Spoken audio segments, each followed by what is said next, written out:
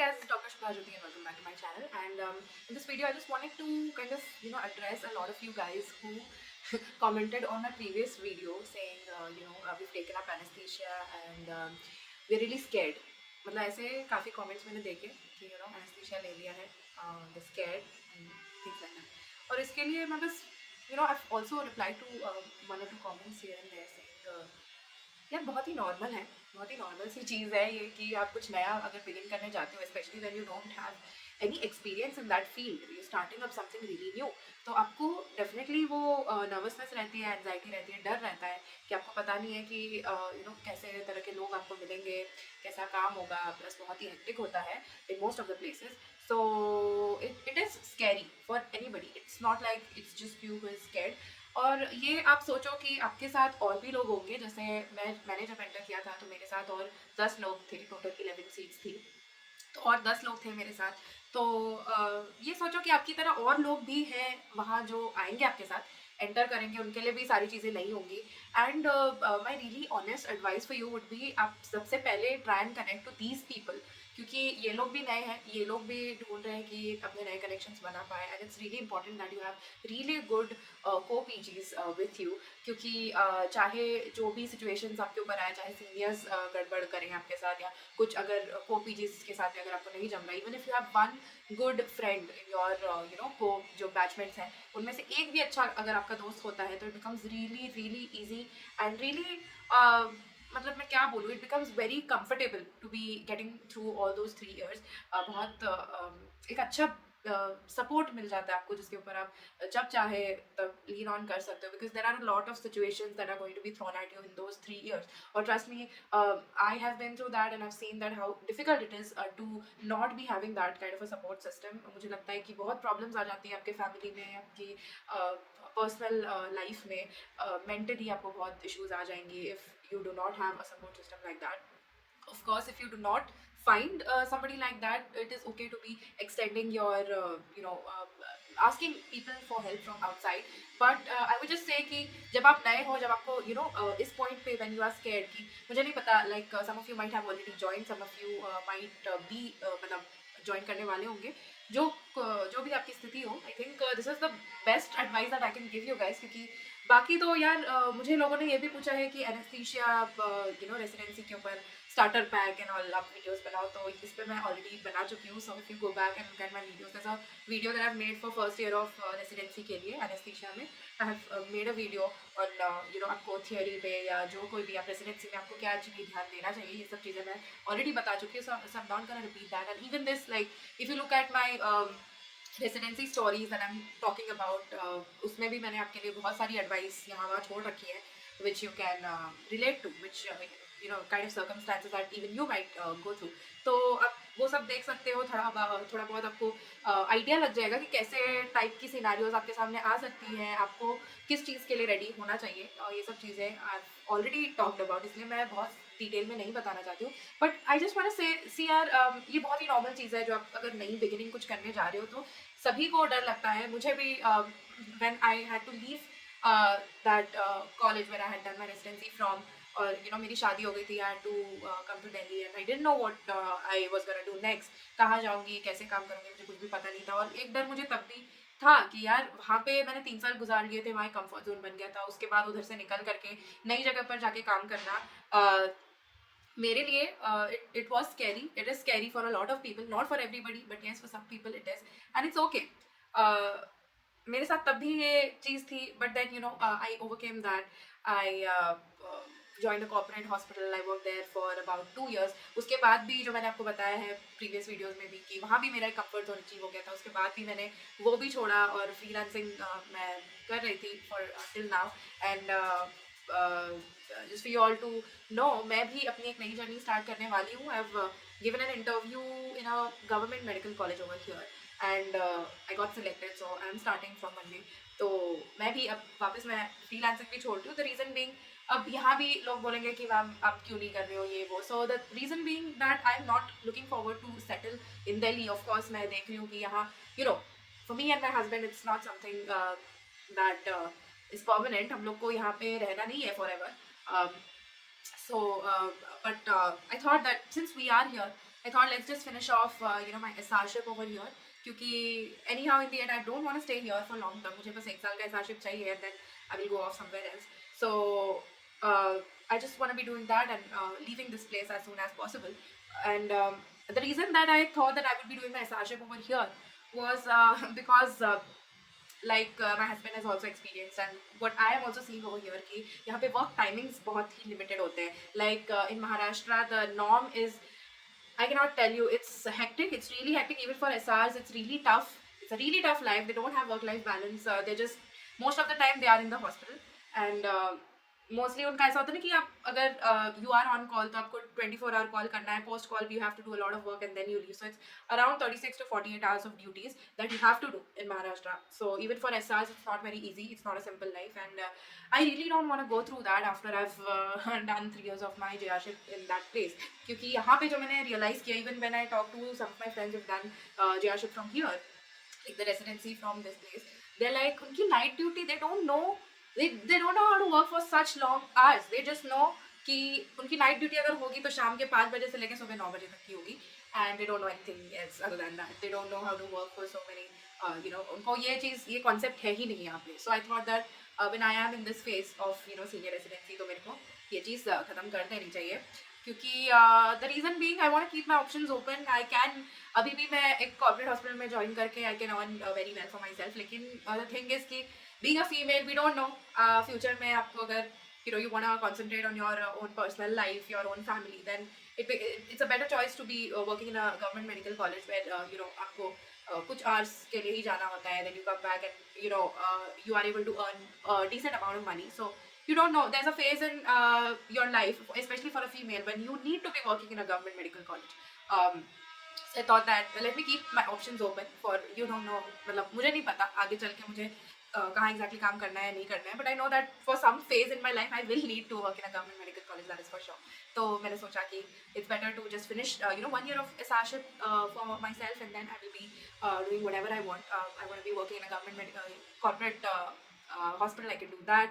If I like working in a government medical college, I can do that. If I want to just freelance, I can do that. I can do anything. But I just want to finish off this thing for myself. So yeah, that's my plan for now. And to be honest, मैं आपको ये सब इसीलिए बता रही हूँ कि मुझे एक fear है, क्योंकि for the ones who have seen my residency videos know कि the 3 years of my JRship have been really tough for me, and मेरे को एक kind of डर है to be entering a medical college. ठीक है, क्योंकि वहाँ पे होता है, जैसे मैंने कहा, freelancing has been my safest place for my self, क्योंकि मुझे वहाँ पे अपना काम करो, अकेले करो, I am very comfortable working alone, क्योंकि मुझे पता है क्या करना है, मैं अपना पेशेंट संभाल सकती हूँ. So that has been the best thing, क्योंकि मुझे बहुत ज़्यादा इंटरेक्शन नहीं करना है किसी के साथ, मुझे आपका ओपिनियन नहीं चाहिए. I just want to be doing my work and just leaving.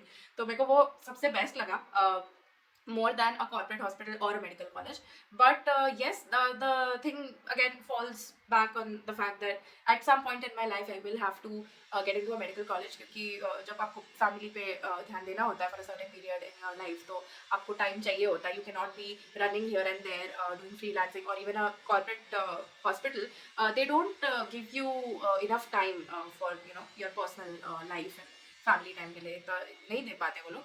और जो वो चीज़ मैं देख रही हूँ, जो अगर मुझे चाहिए होगा in the future, that I can get only from a government medical college, which is why I am going into it. मेरे को बहुत शौक नहीं है मेडिकल कॉलेज एंटर करने का, क्योंकि you get into a medical college, there is a lot of things, a lot of people you have to talk to, there is a whole department, and आपको लोगों से अच्छा बना के रखना होता है. You have politics, you have this that hierarchy, and those are the things that actually make me scared, क्योंकि काफ़ी बार मुझसे नहीं हो पाता है. I am not someone who is good at that. I don't know how to just be good to people who can do something for me. वो सब जो होता है वो सब मैं नहीं कर पाती हूँ, मुझसे नहीं हो पाता है.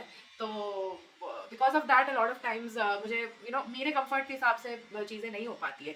और क्या हो जाता है ना कि there are some people who are ऐसे जो लोग होते हैं who can do something for you, who are, जैसे कोई एक आदमी है जो रोस्टर का इंचार्ज है, तो कुछ लोग ऐसे होते हैं कि they become good friends with these kind of people, and वो लोग अपने कंफर्ट के हिसाब से सब जमा लेते हैं. और हम जैसे लोग होते हैं जो फंस जाते हैं उस चीज़ में कि we have to adjust according to them only, क्योंकि हम उनके इतने अच्छे दोस्त नहीं है, तो हमारी चीज़ें कंसिडरेशन में नहीं ली जाती. ये सब चीज़ें होती है गवर्नमेंट मेडिकल कॉलेज में, and that is the only reason why I am a little scared to again get into that, but yeah I think for 1 year I will have to do that.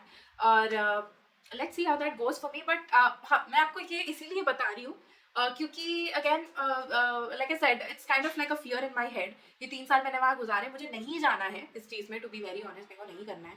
But yes, like I said कि need हो सकती है future में, तो I have to do it.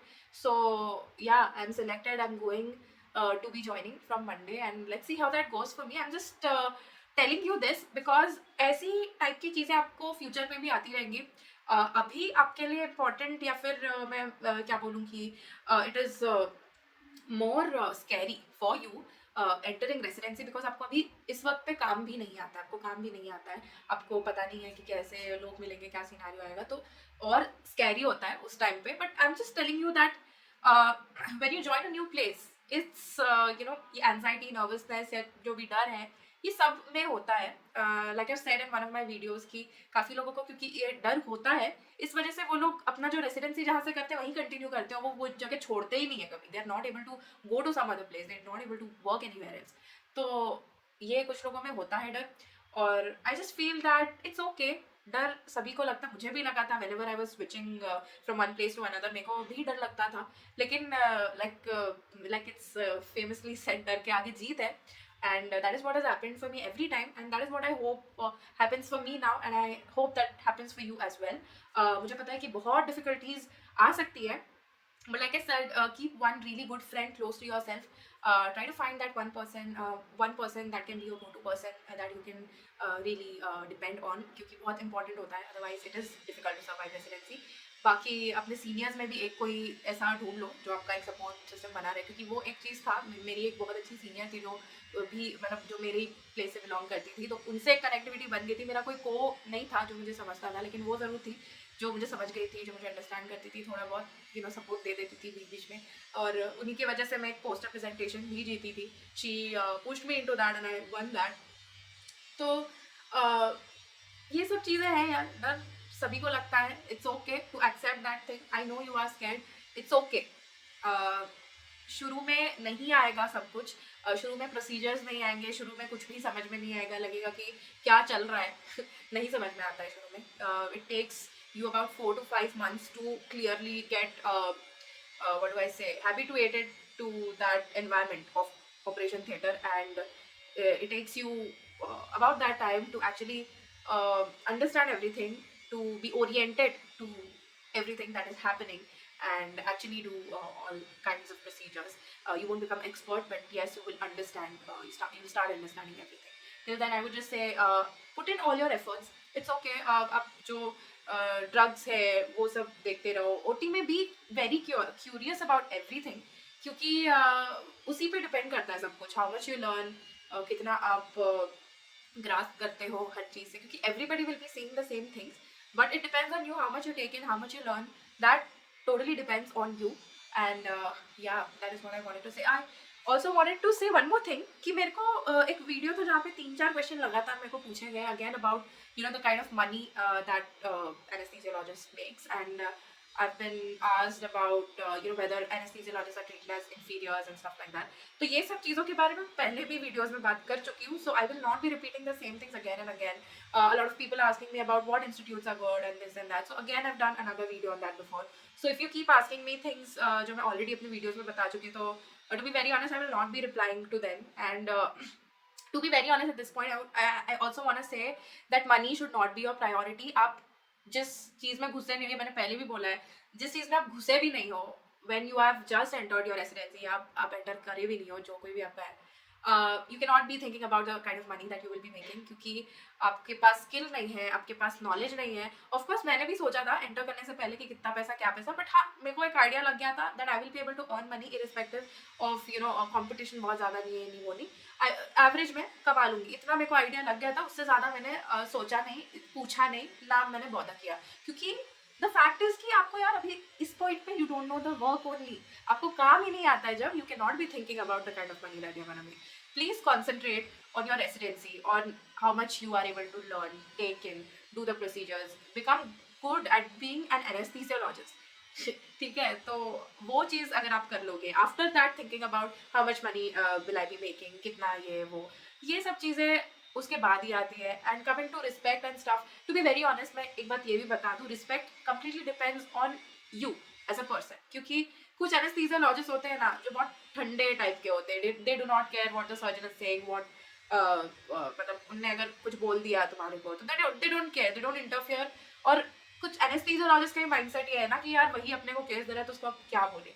But there are a lot of anesthesiologists who realize the kind of important work that we are doing, and they cannot take, that kind of anything from, मतलब they cannot take anything from anybody. वो लोग सीधे उल्टा जवाब दे देते हैं. तो ये एकदम आपकी पर्सनालिटी के ऊपर डिपेंड करता है. ये नहीं कि एनेस्थीसियोलॉजिस्ट को इन्फीरियर ये वो ऐसा कुछ नहीं होता. There will be some institutes where anaesthesiologists are the boss, there will be some institutes where the surgeons are the boss. Like मेरा जो जहाँ से मैंने रेसिडेंसी किया है वहाँ पे जो ऑर्थो के लोग थे वो बॉस हुआ करते थे. द रीजन बीइंग कि वो लोग क्या बोलते हैं, they were at an important position in the hospital. ठीक है, डीन वीन से कनेक्शन था, ये वो कुछ तो था. They were at an important place. Anaesthesia में ऐसा कोई बंदा था नहीं, तो थोड़ा बहुत झुकना पड़ता था, करना पड़ता था, ये चीज़ थी. But yes, we had an HOD who used to talk to them, the ortho people, for cases जहाँ पे वो ले ही नहीं सकते, जैसे HB बहुत कम है, 5 है और ट्रांसफ्यूज भी नहीं हुआ है पेशेंट, तो they will talk to the ortho people कि यार थोड़ा टाइम दे दो, ऐसे पेशेंट को अपने को ऑप्टिमाइज करके लेना पड़ेगा. ये सब बातें होती थी. लेकिन येस, ये होता था कि बहुत प्रेशर भी रहता था. So this all depends on what institute you are from. क्योंकि या it completely depends on your HOD पे भी डिपेंड करता है, आप पे भी डिपेंड करता है. It's a personalised I would say thing. इसको आप जनरलाइज नहीं कर सकते हो, क्योंकि मैंने ये भी देखा है कि बहुत एनेस्थीसियोलॉजिस्ट सीधे उल्टा जवाब भी दे देते हैं. अगर कोई सर्जन बोले ना कि आप बहुत टाइम ले रहे हो, ये ले रहे हो, तो सीधा दे विल ऑल्सो से कि आप तो नहीं बोलते हैं यार, जब आप क्लोजर करते हो या जब आपको ज़्यादा टाइम लग जाता है ओटी में, तो वी आर नॉट कंप्लेनिंग, तो वाई यू आर कंप्लेनिंग. तो ये सीधे कुछ लोग बोल देते हैं. तो it completely depends on the kind of people you are. It's not something you can generalise. तो ये एक बात मैं बोलना चाहती हूँ. बाकी I don't think this is the right time for you to be discussing all of these things, क्योंकि आपको कुछ नहीं पता है. You should be getting into your residency and concentrating on that. And yeah, for the people who are scared, you can post and whatever kind of questions you have to me anytime. कि मेरे videos के नीचे कर दो. And a lot of you are also sliding into my DMs. तो anesthesiologist, anesthetist with a mic करके मेरा Insta ID है. If you want to ask some personal questions, क्योंकि कुछ लोग होते हैं जिनको ओपनली नहीं पूछना चाहते हैं, ओपनली नहीं बताना चाहते. तो अगर आप ऐसे कोई हो जो पर्सनली कुछ पूछना चाहते हो, तो you can definitely DM me. It's okay, I will reply back to you. And if I have a good amount of followers over there, I'll start posting there too. इसलिए मैं वहाँ पोस्ट नहीं करती हूँ या कुछ नहीं करती हूँ, इसलिए क्योंकि I have a lot of people who know me personally who are watching that channel, तो मैं बहुत comfortable नहीं हूँ. But if आप लोग जो मुझे regularly देखते हो या फिर जिनको मेरा content actually देखना है या who want to listen to me, ऐसे लोग अगर ज़्यादा हो जाते हैं वहाँ पे, तो I will definitely post there too. I will stay in touch with you guys too over there. And yeah, that's all I want to say. I will be staying in touch with all of you. It's okay, don't be scared. कुछ भी तरह का support चाहिए होगा तो I will be here to give you all kinds of advice, and I'll see you for another video.